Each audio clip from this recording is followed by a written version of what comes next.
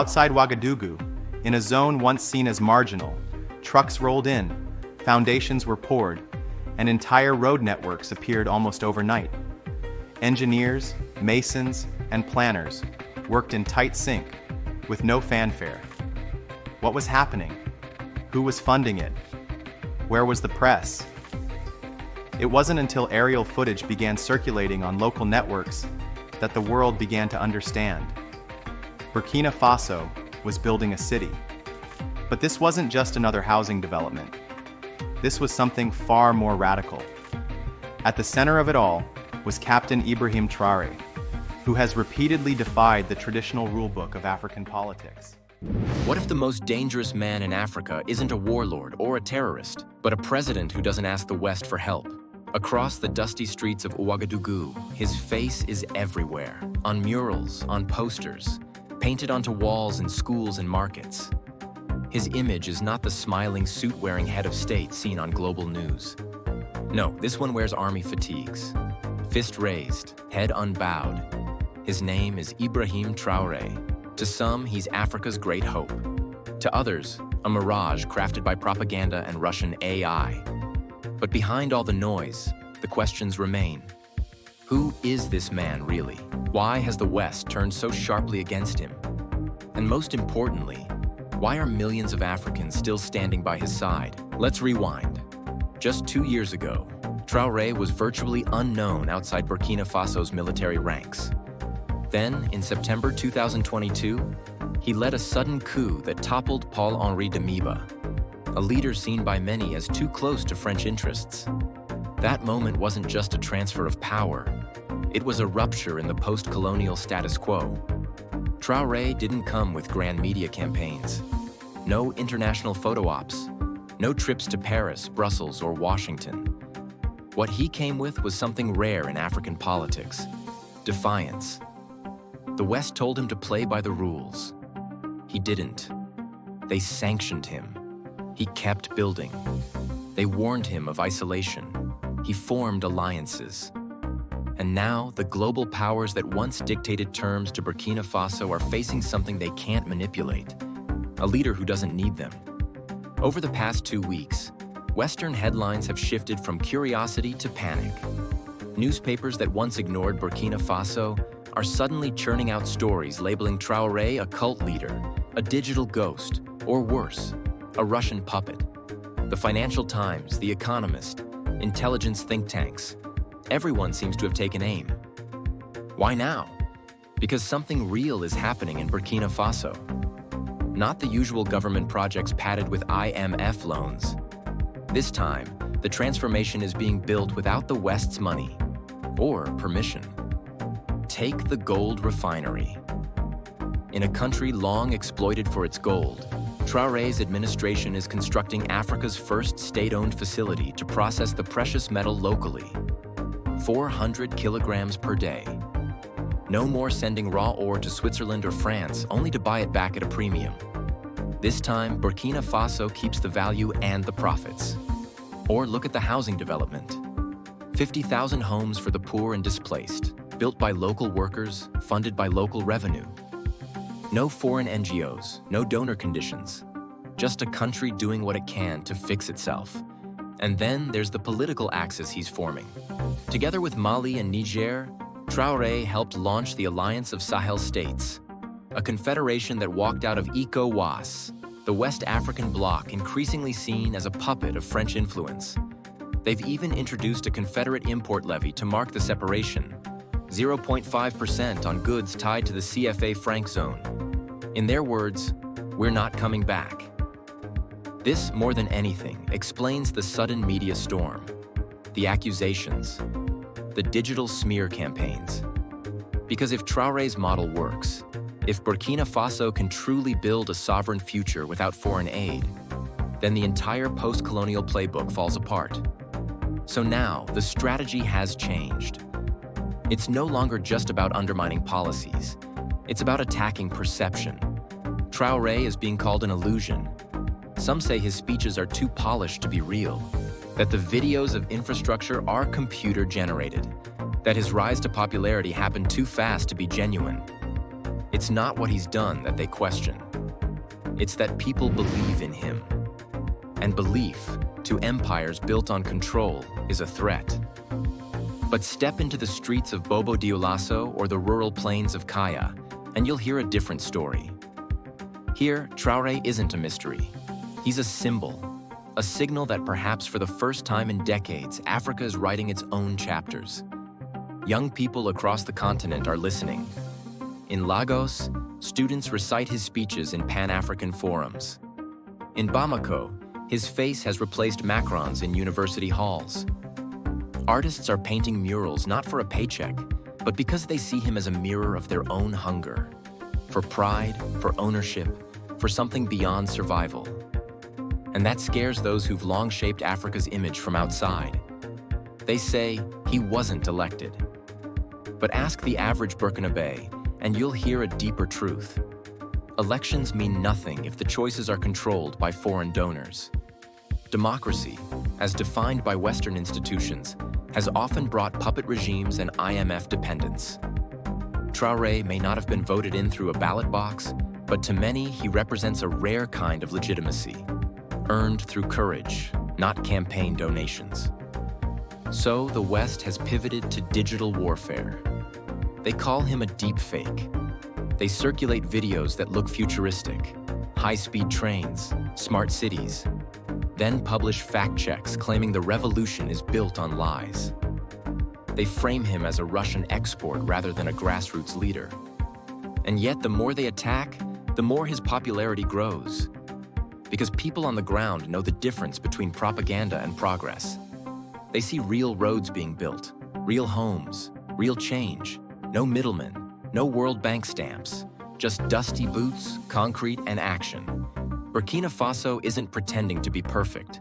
The insurgency still rages. Food shortages remain a challenge. Resources are thin. But something fundamental has shifted. The people know who they're fighting for and who they're no longer fighting against. The West doesn't hate Traoré because of what he says. They hate him because he proves something dangerous, that African nations can rise without their script. This story isn't about one man, it's about an idea. That development doesn't have to come with strings.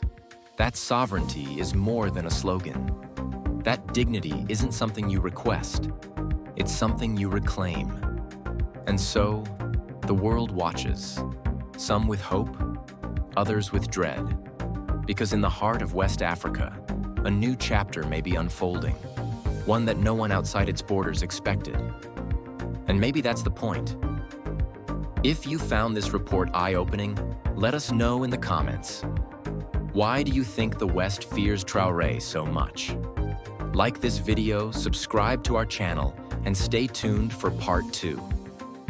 When bullets failed to stop him, the empire reached for something quieter and far more dangerous: narratives. Today, Ibrahim Traoré is not just fighting armed insurgents in the north or economic sabotage in boardrooms. He is fighting an invisible war, a war of perception, a war of stories, a war where the weapon is not a drone but a lie, dropped from the clouds straight into people's minds. This is not science fiction. This is happening now, in real time, across screens in Ouagadougou, Lagos, Nairobi, and beyond. And it's not just coming from bots or trolls. It's coming from newspapers with global reach, intelligence agencies with billion-dollar budgets, and social media platforms with the power to erase or amplify anyone they choose. In the past month alone, a wave of coordinated reports emerged. The Financial Times labeled Traoré's government a cult of personality. French military memos reportedly describe Burkina Faso as a zone of Russian influence. Anonymous Western officials suggest Traoré is a hologram, an invention, a myth propped up by foreign backers. The accusation?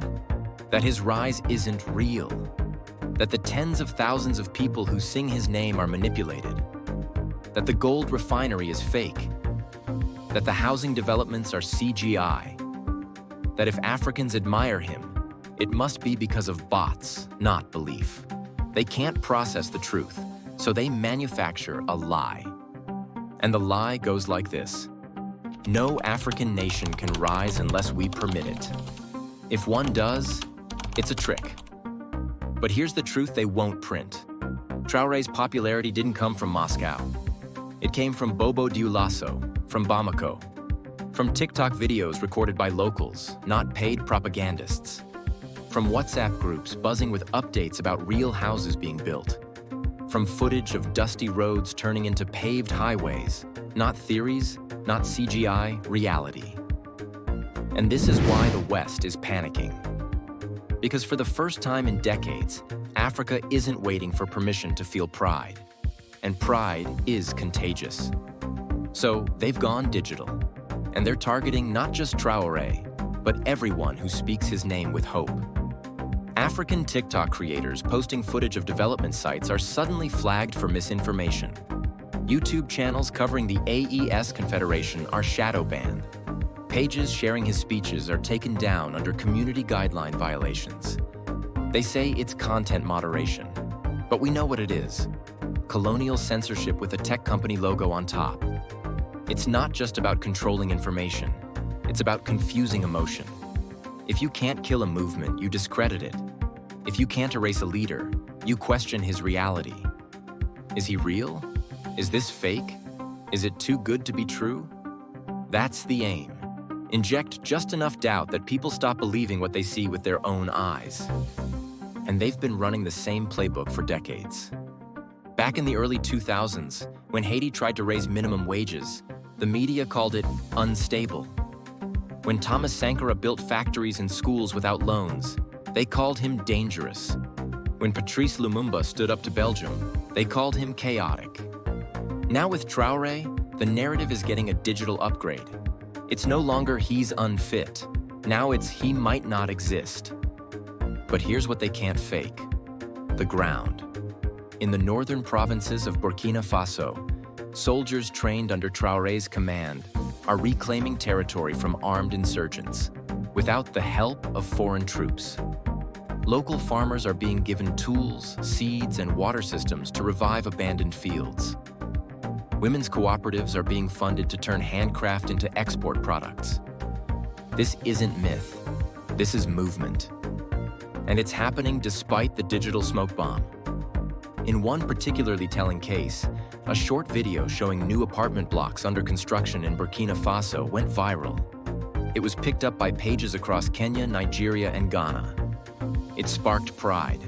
And immediately, Western media outlets jumped in to fact-check it. They said the footage was unverified, the project's funding was unclear, the timeline unrealistic. They didn't ask, is it working? They asked, is it allowed? This reveals the core of the problem. For Western institutions, African progress is only legitimate if it's linked to them. If France builds it, it's development. If China builds it, it's a strategic concern. But if Africa builds it for itself, it's a threat. So the game becomes psychological warfare. Turn every story of hope into a question mark. Turn every act of independence into a shadow of suspicion. And yet, they're losing that war too. Because Africa is not the same Africa of 2005. It's not even the same Africa of 2020. Smartphones are everywhere. Gen Z Africans aren't just watching, they're documenting. They're building their own archives, their own timelines, their own receipts. And when a refinery opens, or a community receives housing, or a local soldier helps a displaced family return home, they don't wait for CNN to cover it. They film it. They post it. They share it. In every village with a signal, the counter-narrative is growing. And even though Western platforms are trying to erase it, the people have found their own ways around. VPNs, mirror sites, encrypted groups, they're learning to bypass the filter because they've seen enough to know that the media doesn't tell Africa's story, it edits it. And here's where it gets dangerous. Because the harder the West tries to discredit Traoré, the stronger his image becomes. Not as a perfect man, no leader is, but as a symbol of refusal. Refusal to beg, refusal to obey, refusal to be anyone's client. They say he's building a personality cult, But they forget, this isn't about personality. It's about posture. For the first time, a young African leader is standing tall without a script from Paris or Washington. And standing tall in itself has become revolutionary. That's what they fear. So what happens next? The West will continue to spin its stories. The algorithms will keep suppressing African voices. More expert reports will be published. More opinion pieces calling for democratic intervention. Maybe even covert operations. All under the banner of saving Africa from itself. But here's the catch. You can't unsee dignity once you've felt it.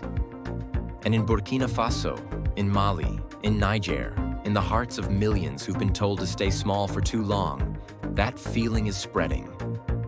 They know this war isn't just about Traoré. It's about whether Africa is allowed to rise without asking. While the headlines talk about AI, bots, and foreign meddling, the real revolution isn't happening in cyberspace. It's happening in the heat, in the dust, in the soil. It's in the calloused hands of bricklayers building homes outside Ouagadougou. It's in the boots of local soldiers patrolling reclaimed villages in the north. It's in the steady hum of a gold refinery machine processing 400 kilograms a day. Not for Paris, but for Burkina Faso. This is not theory.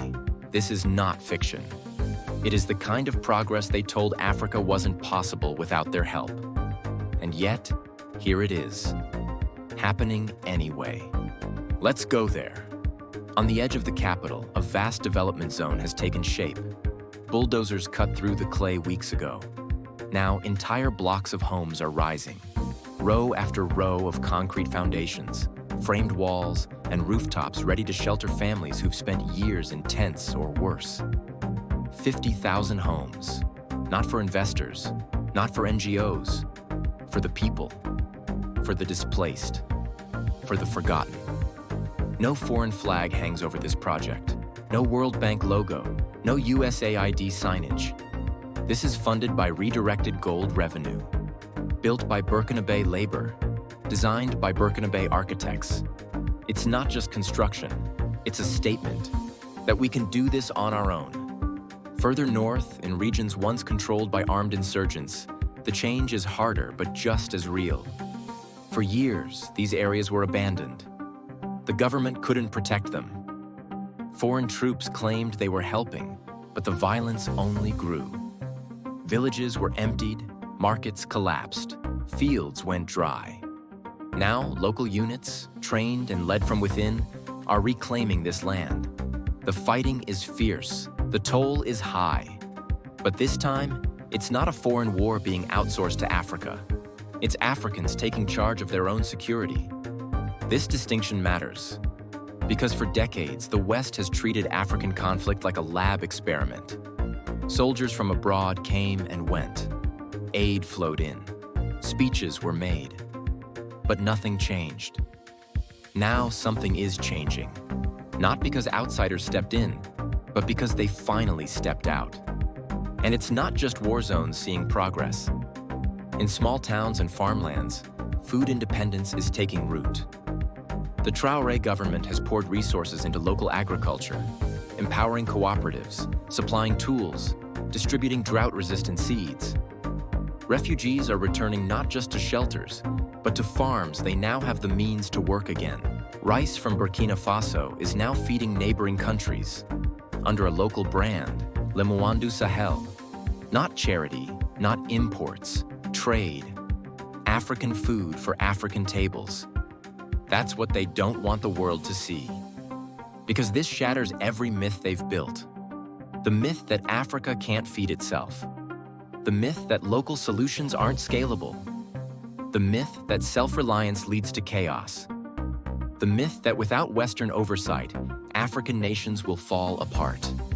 But Burkina Faso under Ibrahim Traoré is refusing to fall apart. Instead, it's rising, slowly, unevenly, but undeniably. And every inch of progress has a cost. With each mile of road built, each grain silo filled, each village reclaimed, the resistance grows louder. Not from within, but from beyond. France and Switzerland have lost their grip on gold exports. Washington's influence in ECOWAS has shrunk. Foreign contractors are being cut out of multi-million-dollar projects. Sanctions are tightening. The smear campaigns are intensifying. And the calls for international intervention are getting louder again. Because when the old system starts to lose power, it panics. They call him a dictator. But they never called presidents dictators when they were starving their people while signing French mining deals. They say he wasn't elected. But they never cried foul when elections were bought and rigged under Western supervision. They say he's destabilizing the region. But the region was already unstable under their watch. What's changing now is that someone is finally trying to clean up the mess without asking for permission. That's what scares them. Not the gold refinery, not the housing units, not even the AES Confederation. What scares them is the idea spreading, an idea that says, we don't need you to define democracy for us. We don't need you to loan us our dignity back. We don't need to mimic your systems to build our own. And maybe most dangerously, we are enough. Traoré is not perfect. No leader is. And the road ahead for Burkina Faso is still hard. Armed groups remain a threat. Resources are stretched thin. The economy is under pressure. And yes, mistakes will be made. Some already have. But the difference is in intent. This isn't leadership crafted in foreign embassies. It's being shaped in real time by a nation trying to recover its soul. And across Africa, people are watching. In Ghana, Nigeria, Chad, and Congo, conversations have shifted. Young people are asking questions, not about foreign investment, but about sovereignty. Not about elections alone, but about integrity. Not about aid, but about justice. They see the West calling Traoré dangerous. And they ask, dangerous to who? Not to his people. To them, he's not a myth, not a bot, not a product of Russian strategy. He's something they haven't seen in a long time. A leader who doesn't bow. And that is what truly terrifies those who've built entire foreign policies on African obedience. For over 60 years, we've been told what's possible, told who we should vote for, told what we can build, told which debts are acceptable, told which dreams are too big. But here, in this dusty corner of West Africa, those boundaries are being broken. Not with violence, not with revenge, but with vision, with infrastructure, with housing, with pride. And even if the digital lies keep coming, even if social media platforms erase videos, ban pages, flag every hopeful story as fake, the truth is already planted. In the fields, in the cement, in the voices of children who now sleep under roofs their parents helped build. Because there is one thing Western systems can never algorithm away: a people who have tasted agency. Burkina Faso isn't a perfect story. It's a beginning. And Traoré, love him or doubt him, has dared to write that first page on his own terms. So now we ask you, why do you think they fear him this much? Is it his defiance or what it inspires in others? Drop your thoughts in the comments below. Like this video if you believe Africa deserves its own path. Subscribe to our channel to stay updated on the stories they don't want told. Stories of Black culture, dignity, resistance, and rising. Thank you for watching. And remember, the revolution may not be televised, but it is happening.